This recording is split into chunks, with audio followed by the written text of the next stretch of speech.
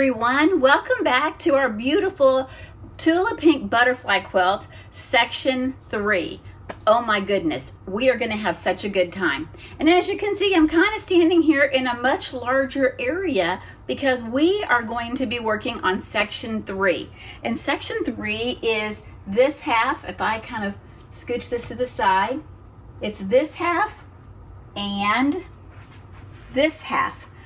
As we complete Section 4, we'll be able to sew the whole thing together, but for right now, we are going to be just working on Section 3, and we'll hold off sewing it to Section 4 until we complete Section 4 next month. But this month, we are going to be working on some half square triangles again, some log cabin blocks, floating cross, and some stripes, which is a new block for us in this quilt, but we'll be seeing it again with some longer stripes. So this is a good way to get started in that block.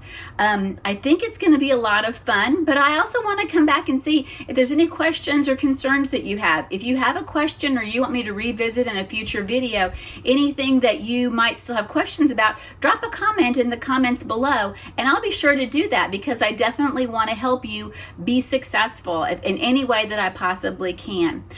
Section 3 is a lot of fun. It won't take too terribly much time, but we are starting to ramp up the level of difficulty as we get more and more into our blocks. So this is a good section. I think you'll really enjoy Section 3, and I look forward to doing it with you. So if you're ready, I'm ready. Let's get started. The first block we're going to work on today is the floating cross, and it's pretty straightforward, and I think we're gonna do just fine at this one. So the first thing I like to do when I lay it out is to lay my large piece in the center. Then I take the corresponding floral, that's the Snapdragon floral, and I put it above and below because that's going to be our floating cross. And then we're going to go ahead and place the other pieces. Oops, I'm missing a piece. Maybe, did I attach it someplace? Well, oh, there it is. It was hiding. Hiding behind. I was like, what? I know I had enough cut. Okay, and then we're just going to attach all of those. And now that we've laid it out and we've made sure we've got all the pieces that we need, we'll go take it over to the machine, and I am going to try and do some chain piecing. I'm going to try and piece the top part of the cross, the bottom part of the cross, and the sides, and kind of do a little chain piecing there to save myself a little bit of time. But let's see how that goes. As I'm getting ready to start sewing, I want to remind you that we are using, I am at least, using RFL 2600 Dove, which is a really nice, happy color that blends so nicely with everything, everything Tula Pink. And I'm using a 2.5 stitch length. And all I'm doing, you know, not pinning so much. How's that working for you? Has anybody tried not doing a lot of pinning? Is that working for you? I'm finding with these smaller pieces, it's not as critical as it might be when we have larger pieces. But I'm just going to do an accurate 1/4 inch seam. I know we're kind of thinking about a scant 1/4 inch seam sometime, but you know, according to this pattern, it says accurate 1/4 inch seam, so that's what I'm doing. And I'm doing my floral Snapdragon and my solid, which is this is one of those ones that I'm always so afraid of running out of, because we use it on several different blocks, and it really is kind of one of those ones that you just think, oh, what if I run out? This is the center of my floating cross. Okay.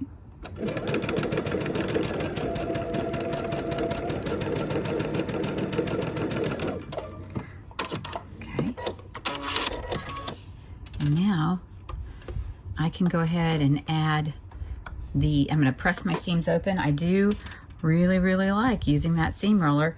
I'm curious if anyone is enjoying using their seam roller like I do. I feel like it really is it's a time saver, but also too, you know, helps me kind of stay focused, I think. So, all right. And then we'll add those squares to the side of each of these, of the top and bottom of our cross. It doesn't matter which side they get added to, because the reality is that in a minute, it won't matter until we're actually putting the whole thing together. So I'm gonna, and I always want to sew with the seam side up. I know I was laying them down, but I always want to sew with the seam side up, because if I do it that way, then I can always remember that my seams will stay open, which is advantageous when we're doing our, we're piecing our entire quilt together to really make our seams go really nice. So, okay. Oop, got my leader ender in there. I was thinking about my leader ender the other day. You know, I always worry about getting the threads caught in my feed dogs and get pulled down into the feed dogs down there. And I think that's why I have more of a tendency to use it as the leader, but not so much as the ender. I mean, I could do it at the ender, and that's just a practice thing, I guess. I'll just have to keep working on it, but just doing that 2.5 stitch length. And you're sewing with your pieced side on top. Move that up a little bit. I love these colors. They're so happy. Make sure it's all good there. Okay, and then I have the other side of, this is the center of my floating cross, and so I'm going to go ahead and add that other piece on the right side now, since I already did the other side. Using our accurate 1/4 inch seam. Okay. And now, I think what I can do, if I think about it for just a second here, is I can press this open now and then sew the other square to the opposite side, so that now then I have my 3 sections done. And since we've done a floating cross before, this isn't anything new for you, but I just thought, you know, maybe just something to look at, something to watch. Maybe there's something you'll catch this time. I love this color, these colors, the carnelian and the floral snapdragon, so pretty. Okay, now I'm going to add to the pieced side, and I should turn that up, right? Because I want to make sure I'm sewing with the pieced side up. Okay.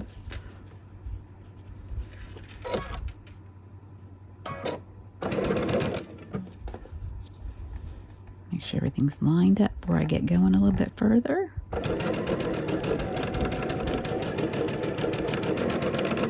Okay, that's that one.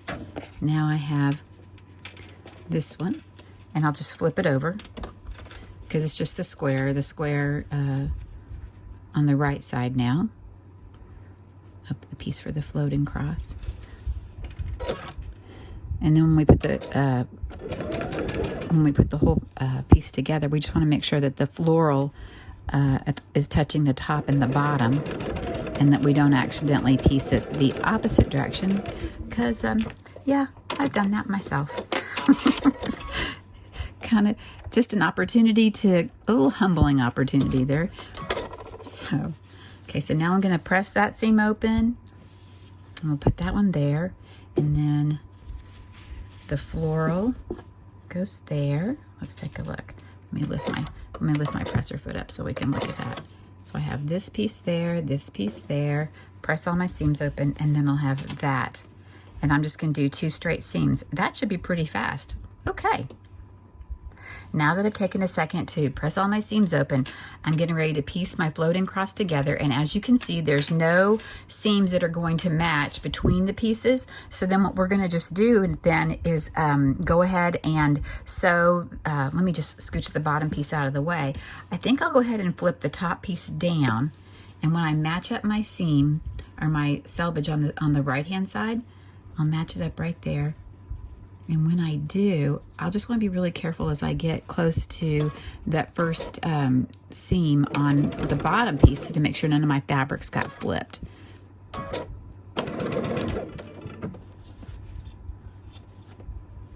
That looks just fine. I'm going to come down here and I'm going to kind of line that up.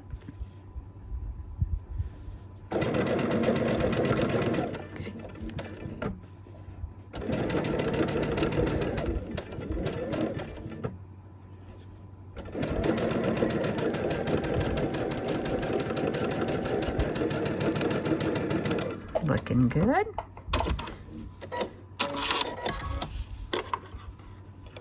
Okay, and now when I open that up, well, the back side seam looks pretty great. Well, look, it got a little widgety there. I may go back and take that out. Let's see how that presses, because I say, you know, we should make sure, double check as we go. And that was my last seam, and I wasn't probably as careful as I could have been. That's okay.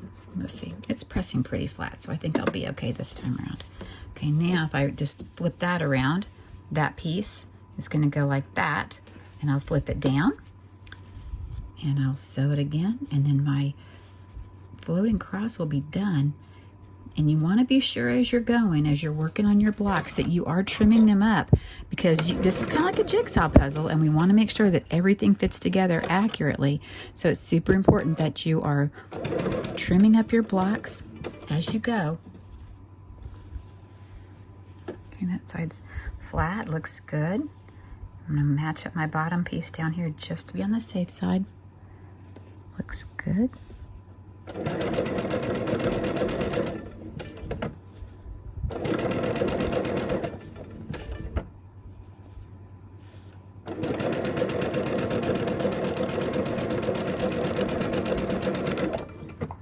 Let's see what that looks like.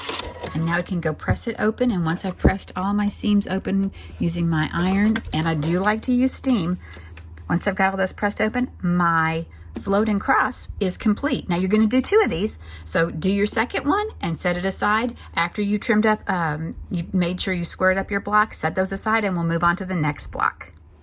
Our next block is going to be the small log cabin. So as you can see, the orange polka dot is our cornerstone, the block that's in the always in the uppermost right-hand corner. So we're going to attach it to 3 additional fabrics. It's going to be gorgeous. If you want to, you can fussy cut the polka dot so that you have a dot in the middle. I know someone last month commented that they would fussy cut and put their dot in the middle. You know, I'm kind of a random person in that way. I guess I'm good, but I think it's really admirable if you do want to go ahead and fussy cut.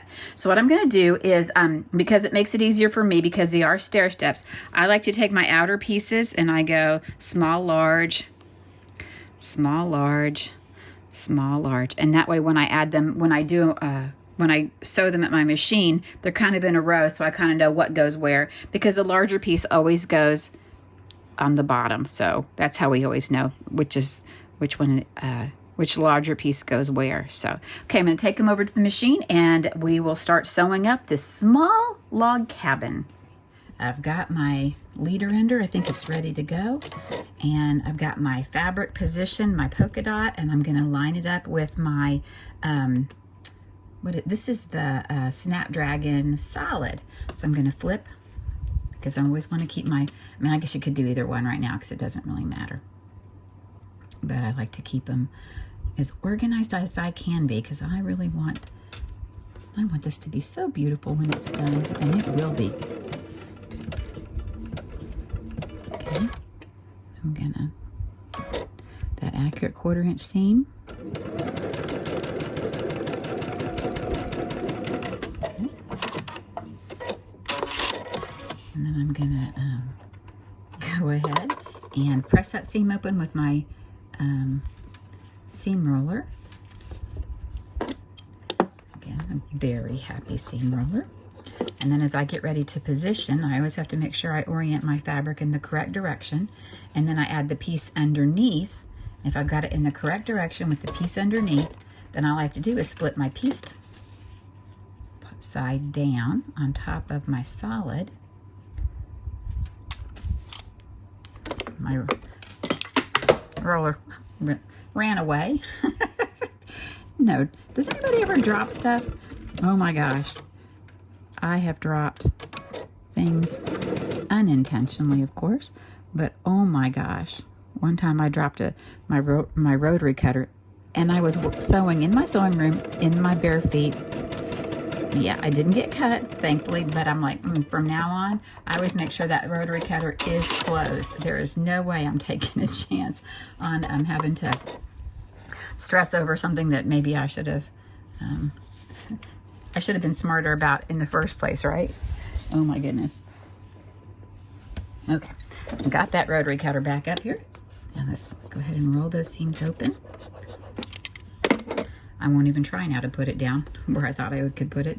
Okay, now, since I've got my larger piece, I add my carnelian on the left-hand side, and I flip it over. You know, when I was working on the handout for this month and for section 2, I was wondering if I was pronouncing carnelian correctly. And so I went to, of course, you know, where everybody goes, I went to the internet, at dictionary.com, and found out that I was pronouncing carnelian correctly, and that it is because it's kind of a reddish, it's a semi-precious, carnelian is a semi-precious stone, and is the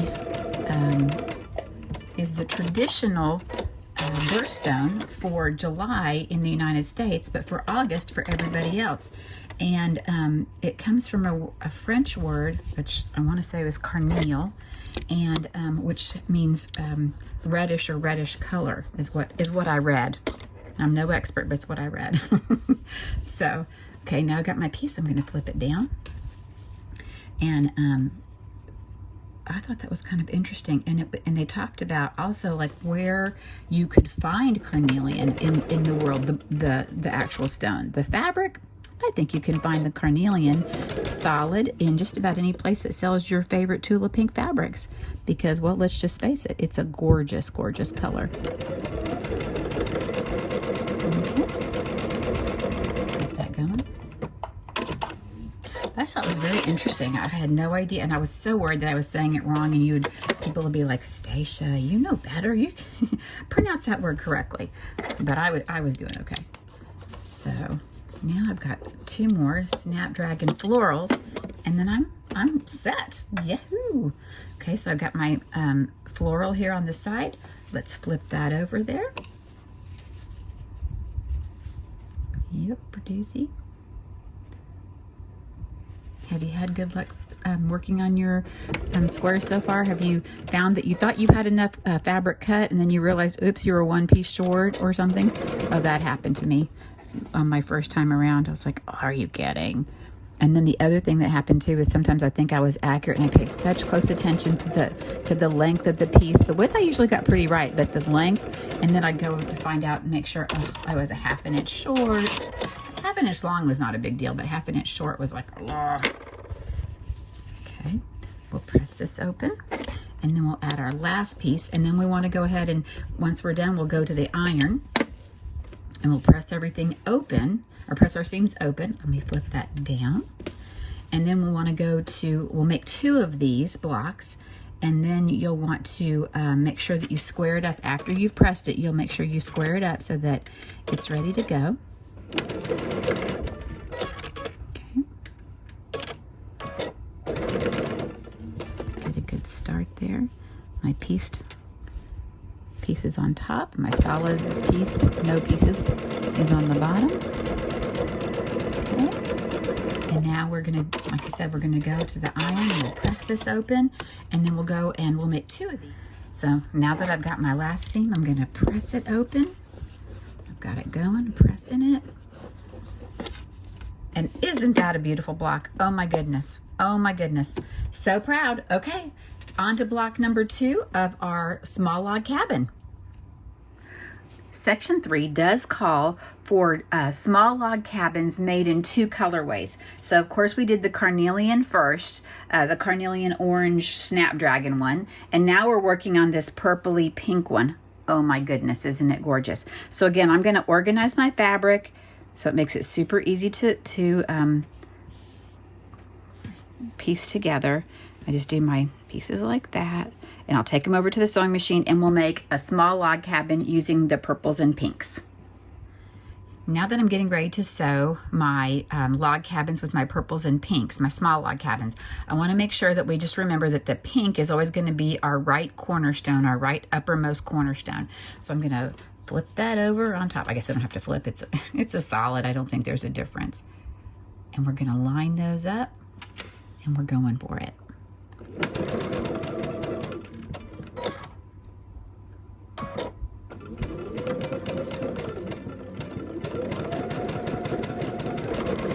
So I was telling you about the carnelian. It's a French word, and I think I said carnel, but what it really was cornel. I think it's from the Old French, meaning cherry. I was like, that's kind of interesting. And just one more little last piece of information that you might want to know. Carnelian, the gemstone, upper right hand corner. Move this piece down. I'll flip it over. Carnelian, the gemstone, can be found in, it's a semi-precious stone, which I thought, well, that's kind of cool.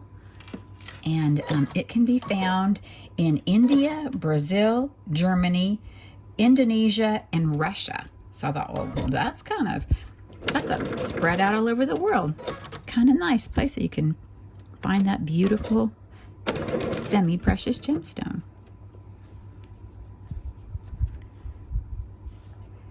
And there you go. Something that you probably always wanted to know. I'm always curious, like when the fabrics are being made, or the colors are being decided, how do they decide the color names? Like, how do they decide, or how does Tula Pink come up with the awesome names for her fabric? I mean, because really and truly, they are pretty awesome. And I wonder if she just does it, or if people come, there's a team. I was kind of curious about that. Okay, so I've got my 2. Now I'm ready to add my next set with my small, and I'll just add that, and I'll flip it over, and I'll line my piece up, get my leader ender going over there.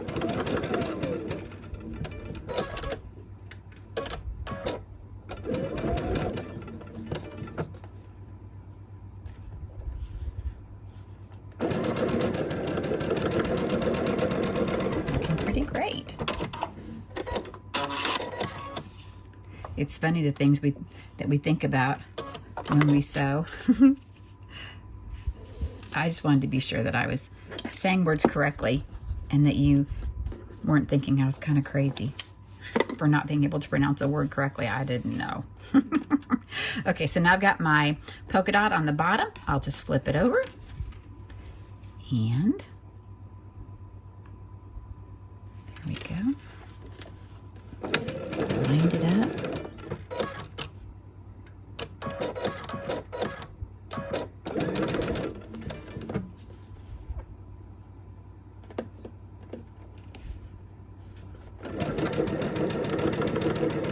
And just like the first small log cabin that we made out of the oranges and reds, we are going to be making 2 in this purple and pink colorway as well. So 2 small log cabins.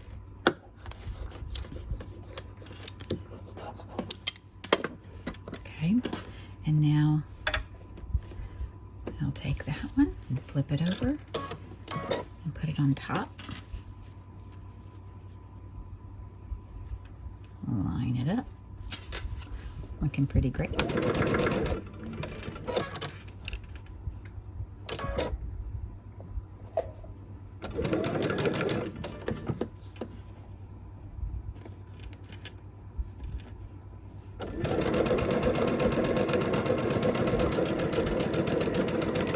I got one more piece of fabric to add, and I'm done.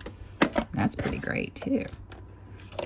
I enjoy the journey. I don't like to rush too much when I'm making my blocks. I mean, I talk about being efficient because obviously, you know, we do want to be efficient with our time. But I like the journey of the blocks and how the colors all come together. I think it's really inspiring. Okay, and now I've got my last piece. And we'll flip that over.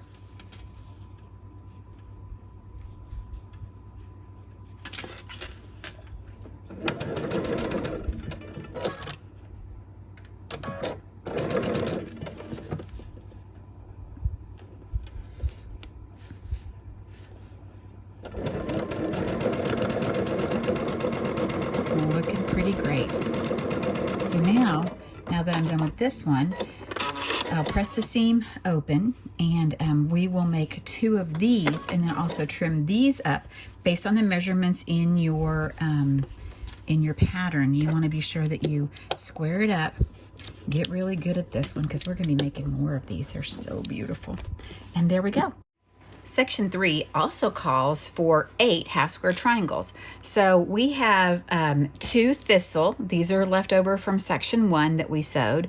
Then we have 2 stargazer that are left over also from section 1. And now we're going to make 2 from agate. So just like before, I'm going to draw the lines. I'm going to take my tool, whatever tool it was that you used to draw your lines for the half square triangles. We're going to do that. And then I can flip that around. And we are going to trace those lines. I'm going to do this one too. Okay. And then that will give us all 8 that we'll need for this block. I'll flip that around. Whoops. Sorry about that. My mat didn't want to move. And that's okay. Alrighty, so now I can lay the solids with the right side up, and then I'm going to go over to my machine and I'll sew directly on top of those lines that I drew. And then once I do that, we'll be close to having all 8 of our half square triangles completed. So let's go do that. Okay, I'm about ready to sew my fabrics together, but I realized I need to switch feet because obviously I can't, I can, I guess, with my 1/4 inch foot. I could go ahead and use that, but I'm gonna just go ahead and use my regular sewing foot so that I can go ahead and,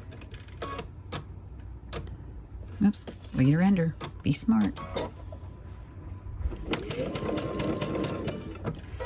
Okay. And I'm going to do the best I can to sew on top of that line. It's not a deal breaker if it's not exactly on top of the line, not in this particular situation. And I'm going to go ahead and chain piece these because, well, why not? I can. So I should, right? Line that up.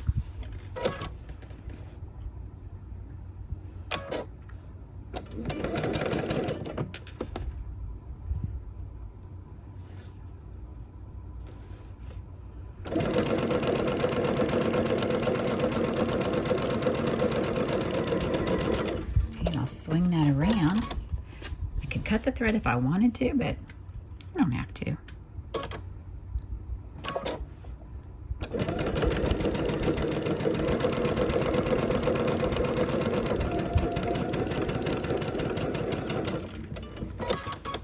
Remember, we're going to cut these down the center, and then we're going to square them up based on the requirements in the pattern.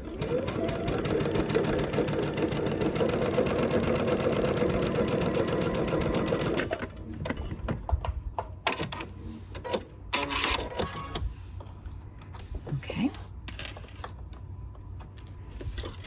Now we're done sewing that block. Now we just go take it over to the machine, or take it over to back to my cutting station, and we'll trim these up, trim them down the middle, and then trim them up. Now I can just take my rotary cutter or scissors or, you know, whatever works for you, and just trim them down the middle, just like that. It was kind of nice to have some left over from block 1, wasn't it? Well, we'll be doing that again. So in future blocks, we'll be sewing something, and then we'll be using it in a future block. We'll sew them all and then use them in a future block. Okay, I'm going to go press these open, seams open, and then I'll come back and square up my blocks. Just a quick refresher. I'm going to, I want to trim this block up, but I need to make sure that I have the diagonal. I'm going on the diagonal from the upper right to the lower left. Or make sure that the diagonal line on your ruler is lined up exactly on top of the diagonal line of your piece of fabric. Okay, and then just make that cut. Be real careful not to cut into anything that might be important to you. Ask me how I know. Yeah, I've done that too. Ugh. I think if there's a mistake out there, I've made it. It's an opportunity to learn, right? That's how I look at it. Okay, that's that one. Okay, And that is one of my 4 triangles that I'm going to finish with the agate. So then I'll have all 8 of my half square triangles. So once you're done with that, set those aside and give yourself a pat on the back. You're doing a great job. Well, now we're on our last set of blocks, and I'm going to call them a set because they're identical. They just have one extra set. So let's talk about it. It's the stripe blocks on page 5 in our pattern book. And what's really cool about it is it starts with the Stargazer fabric, and then like on this one, it's Stargazer and Sweet Pea. Stargazer, Sweet Pea, Stargazer, Sweet Pea. And in this one, it's Stargazer agate. Let's see if I can get the agate. I moved it out of the way so you could see it. Stargazer agate, Stargazer agate. Okay. And so now you might say to yourself, well, Stacia, why are we even having this conversation? Because these look like they're pretty straightforward blocks. Well, let me tell you something. The height is going to work out just fine, but be really careful about the seam allowance that you take. If you take too much, then your piece is not going to be long enough. And if you take too little, your piece is going to be too long. So the height will be fine because everything will line up, but it's the length. So be cautious as you're doing this. I am going to take mine over to the sewing machine and I will chain piece them. And it goes pretty fast, this one. And you're going to do 2 sets of the small stripe block and 2 sets of this. It's kind of a medium sized one because there's another one coming up that's going to be longer and have like a couple more sets that will add over here to the edge. So this will be the small one and the medium, but you'll see them, they're labeled clearly in your pattern book on page 5. So let's go chain piece these together. Well, I'm ready to start putting together my stripe, and then I realized, oh, can't do that. Well, I guess I could, but I still want my accurate 1/4 inch foot there, so I need to change out my foot again. That's okay. We're so lucky that we have all these awesome tools to make this happen. Okay, take my foot away. Don't lose it because it's a super important piece. Okay, and I'm just going to go ahead, and I am going to go ahead and chain piece these again like I talked about earlier, because I feel like chain piecing, it helps me be really, again, efficient with my time. So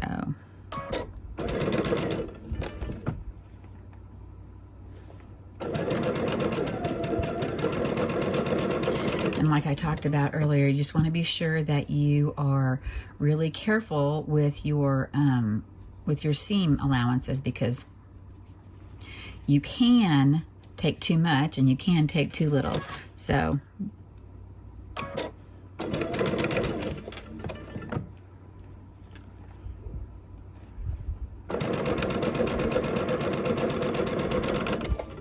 now you're making 2 of the small one, and it'll be fine. It'll go pretty fast.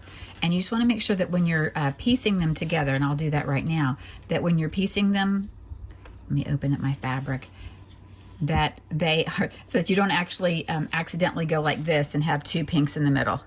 That could be a problem. You want to be sure that you have the darker pink, the lighter pink, the darker pink, the lighter pink. So like a keyboard. So just trying to show you some things that could potentially happen to you so you don't have to use your seam ripper. Not that using a seam ripper is a bad thing, but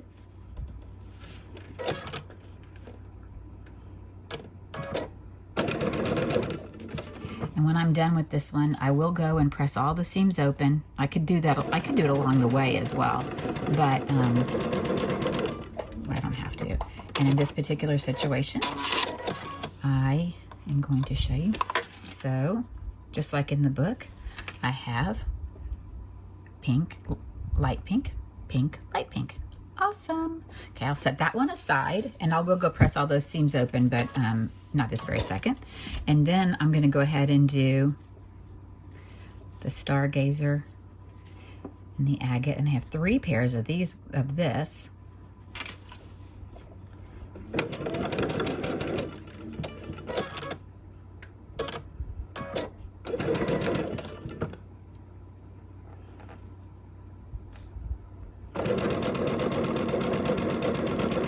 That's one set.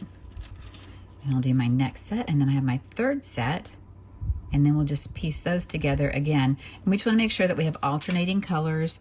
We don't want to accidentally put like fabrics next to each other, because then we will have to rip that out. Okay, that's 2, and that's 3. And I will tell you that every time I've made this particular block for this quilt, I don't know that I've ever had it exactly be the size I need it to be. It might have been. It's been a couple months since I made the first one, but oh my goodness. You know, and you do the best you can. And I guess if it's a little bit longer and you had to trim something off, I don't think that's as big of a deal breaker as it would be. I mean, okay, now I don't want to put the agates together. I'm going to flip that piece around so that I have pink agate. So I think that's Stargazer, I think is what it's called. And I'll line that up.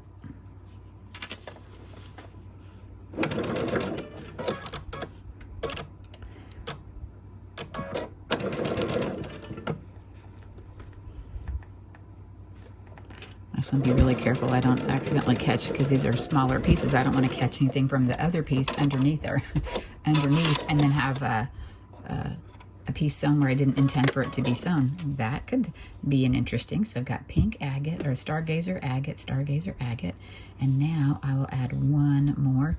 And when you make your second block, you want it to be the same thing where you're alternating. Okay, just do the best you can. That's all you can ask. You know, we always want to do the best we can. We think, oh, we should strive for perfection and stuff, but you know, just do the best you can, and you'll be happy. This will come out beautifully when it's all said and done. I promise you. Just make sure you're squaring up your blocks as you go. That's the trick. Okay, and now I've got my medium-sized stripe.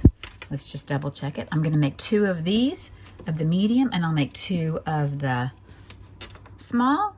And now we've assembled all the individual blocks. So now we're ready to start working. After we press everything open and square everything up, we're ready to start working on assembling the entire section. Oh my gosh, this has been like fabulous.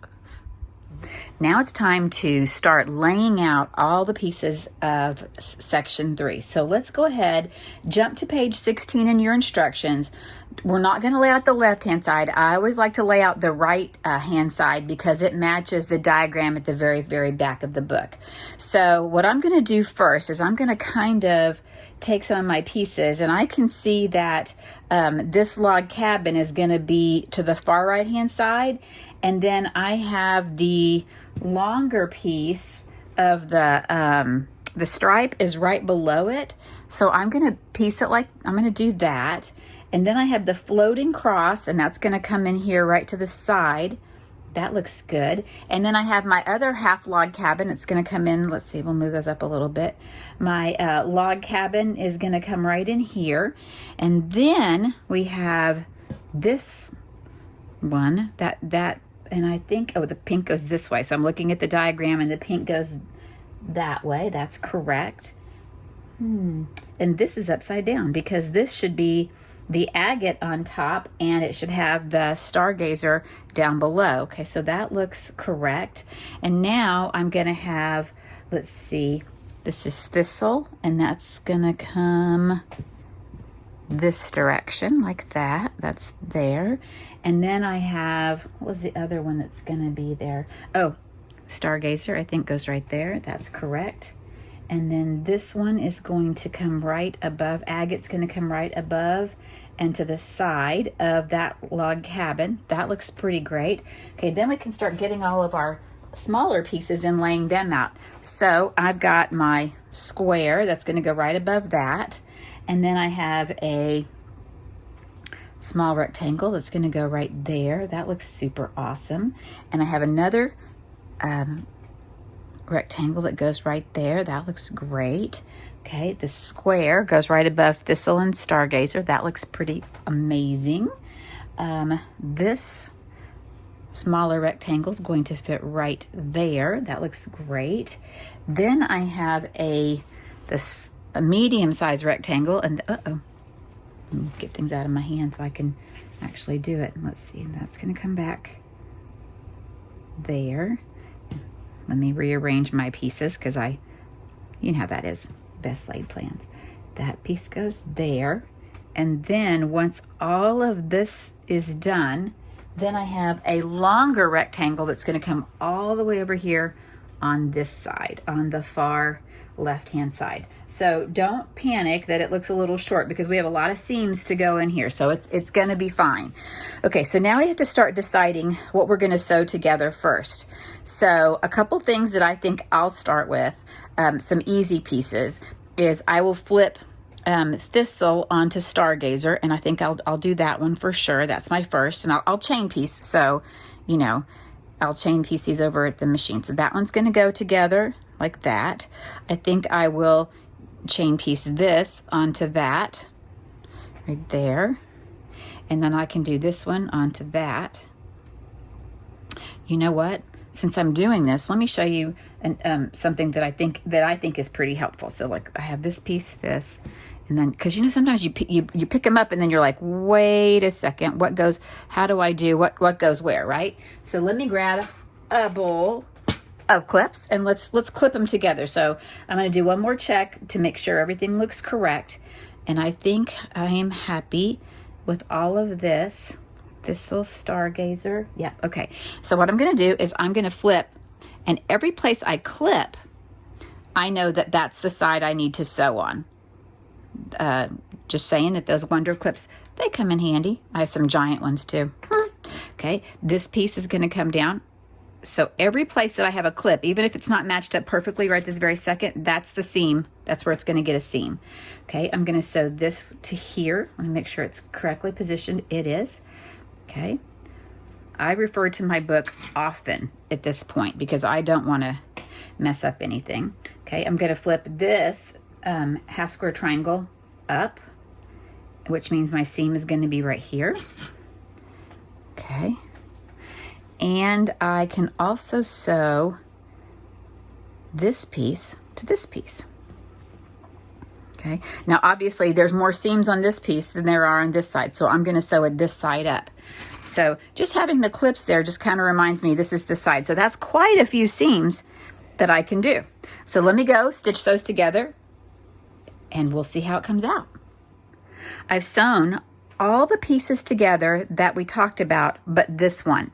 And the reason I didn't sew it together is because I did not actually talk to you about the matching seams. And as you can see, there are several seams. There's one right here and there's one right here that needs to match. So again, I will clip them, but let's just talk about that real quick. I'm going to line up those seams, and we're going to do like we've talked about in the past, where you line the seam up, then you fold it back and you peek and you say to yourself, does that look pretty close? Let's see, is that enough? Can you see the light? Am I close enough that I'm happy with that? And if you are, then go ahead and grab a clip. And you know, you can always flip that up when you're at your sewing machine too, or whether maybe your light's better. Okay, same thing here. I can see my seam looks pretty great there. I'll just roll that down, maybe scooch it up a little bit, you know, scooch.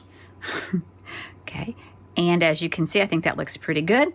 Not being too rough with it because I certainly don't want my seams to open up. That's why those long tails are there. Okay, so that one is going to get sewn together. Okay, and everything else is ready. So now I can start looking at some of the other pieces that I can sew together. So I think I will sew next, I will sew this unit onto that log cabin. So I'm going to flip this side up because I want to be sure that I save that point. So this is the side that I'm going to sew side up. So let me go ahead and clip that. I'm not going to worry about lining it up this very second. Okay, and I can sew this unit to that rectangle right there. So I can clip kind of, again, you know, you can do one at a time. If you feel comfortable doing one at a time, then you do one at a time, but I'm just gonna do like this. Okay, now I'm going to take this unit, and I'm just gonna double check my placement looks good.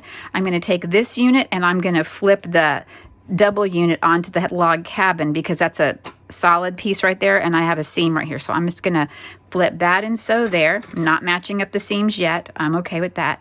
And then I'm also gonna sew this double unit of the thistle and the stargazer onto that square. So let me flip that up. And the reason I'm sewing from this side is, you guessed it, I have a point right there that I want to sink my needle, and I want to save that point. So I'm going to clip that. Okay, so all of these are ready to be sewn, and then I'll press them open and let's see what they look like when we get back. I just got done sewing my 2 half square triangles together to that square unit, and it occurred to me I probably should just, it's been a month and maybe we need a little refresher about saving that point. So if you don't need this, you can skip on past it, but I just thought it was super important to come back and take a look at that. So I'm sewing from this side up. I'm going to make sure that as I'm coming in, and I'm sewing, I want to make sure that my needle sinks right there at that intersection, or if this was the letter Y, it would be right there in that Y junction right there. And I really want my needle to sink right inside that, at the top of the Y, not into the Y, but right at the juncture where those 3 points meet. So let's look what that looks like. I'm using my 1/4 inch foot, just like I always do, because I want to get that accurate 1/4 inch seam. And I already have a piece under there because I already sewed it without thinking about whether or not we should review that. So that's why we are. And I'm going to make sure my piece is all lined up here at the bottom. So I'm happy with that. And as I'm sewing, as I'm nearing that point, I can see that that Y intersection is lining up perfectly with the part of my foot. And I'm really hoping to sink that needle. Boom. I think I got it. Now, you know, my personal philosophy is only sew if you have to rip out and you're not happy with that point, then you only are going to sew that maybe once, at most twice more. And after that, you need to leave it alone, because that is, you put in a lot of effort to make sure that it works like you want it to. Don't make yourself crazy. Okay, now on this one, I clipped it, but now I want to go ahead and do a peek and just see that it looks pretty good. I'm pretty happy right there.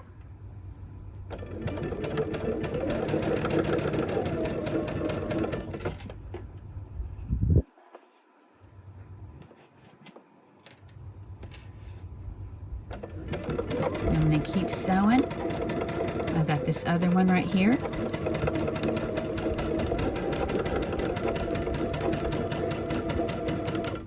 Okay, let me stop and look at those two. Just to see, well, actually I have 3 pieces under here because I had this one and the first one that I sewed without thinking about if you needed any extra assistance. So let's take a look. Let's see how I did. Yep, I think that one's a keeper. That point looks pretty great. When I press that the seam open, it'll look awesome. Let's look at that one. Oh yeah, that looks pretty great. I'm liking that one. Okay, and then last but not least, I have these seams that should line up. They look pretty good. I'm not unhappy. I'm gonna keep these. Okay, those are all keepers. So I'll set those aside, and then I have 2 more to go, which are the little log cabin pieced, and also another half square triangle. So I think we can manage that. And then when this one gets sewn on this side, I would have probably tried to sew it on the wrong thing, but this one's getting sewed here, or sewn here. That's the correct way to say it. This one's getting sewn here because that's the side that I had pinned. Again, I had clipped. Again, why I like clipping it, just because it's a good reminder, just to help me a little bit, just to know what I should and maybe shouldn't do.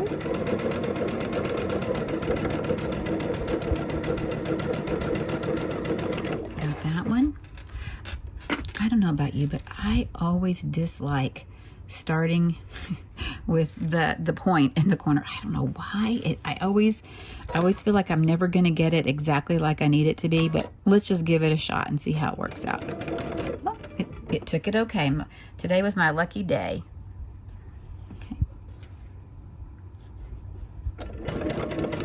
even though this piece is a little bit longer, I am not pinning. I am okie dokie. Alrighty, now it's time for me to go press all of those seams open and then see what we have left to piece. Alrighty, I'm back from the iron and I'm going to start laying out my pieces. I always just think it's a good idea just to continually always check your pattern and make sure that you're happy with the layout and that you haven't accidentally sewn something together that you didn't intend to sew together, or check your orientation. I just think it's really a good idea to do that all the time. So don't hesitate if that, is an issue for you. Okay, so I've got to look and see what is it that I'm going to need to sew together. Okay, well, since I can sew these two together. That would make sense. I could sew those, but I can't sew this to this because the pieces are different sizes, so that's not going to work. So what I can do is I can sew this one to this one. That would work. And I can sew this one, this unit to this unit here. So I have 3 that I can do. Now if I do this one has absolutely no seams to worry about. So I'm going to flip the one that has more seams. This one has 2. So I'm going to flip, nope. I was going to flip it up, but you know what, I'm not. You know why? If I do, I might miss that point. So this larger piece needs to come on top. So I'm just going to put a clip here. I'm going to grab my clip bowl. There you go. Okay, now I'm looking at this one. I have a seam here and a seam here and a seam here. So I'm going to flip this one down because there's more pieces of fabric up here.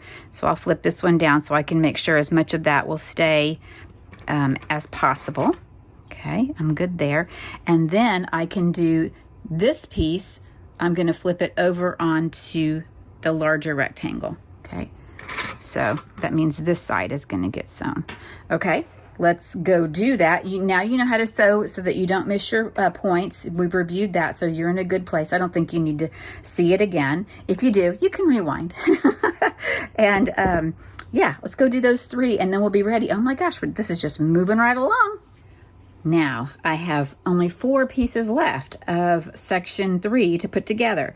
So obviously, I think the only thing I can do at this point is to sew this left unit to this right unit. And I have 1, 2, 3 intersections. It's not a hang pin. All we have to do is just match the straight line. So we're good there. And I think that's all I can do, because once I get this unit sewn together, then I can attach it to the upper unit right there.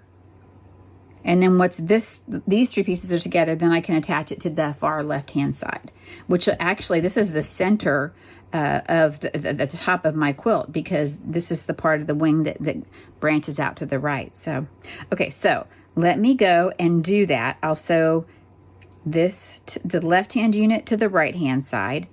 And then once those are together, the only thing I have to worry about is this intersection right here. So I can sew those together.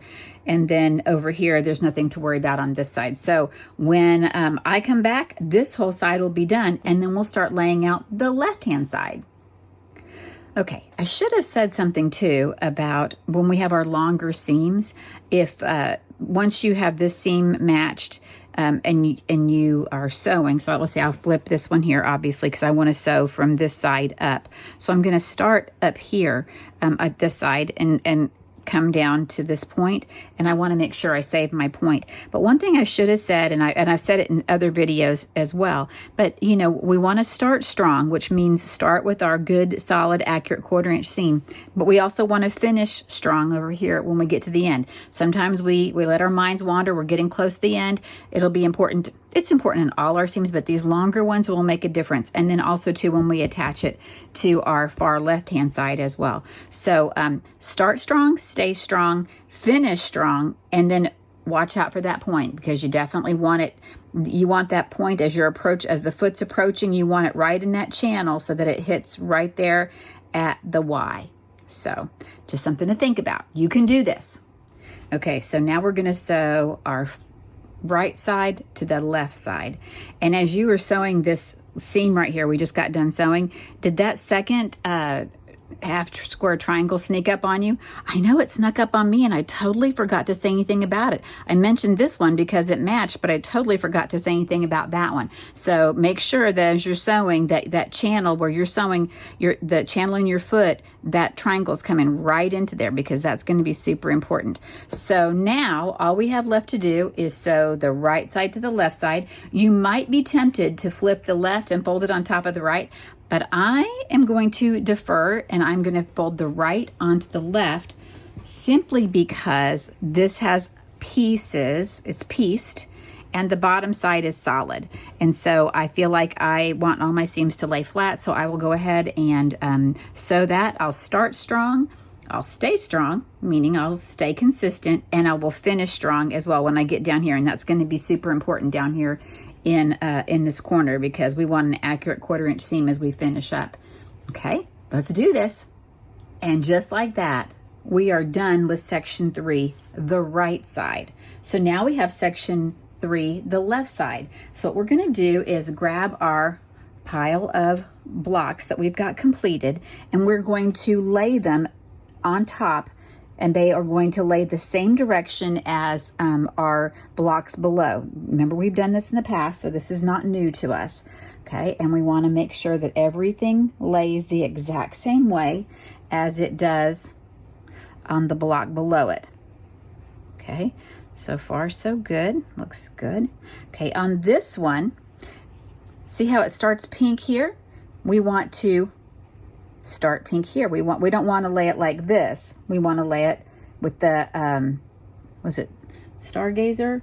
Yes, Stargazer to the right. Okay, and now down here at the bottom, we want Stargazer at the bottom and Agate at the top. Okay, that looks good.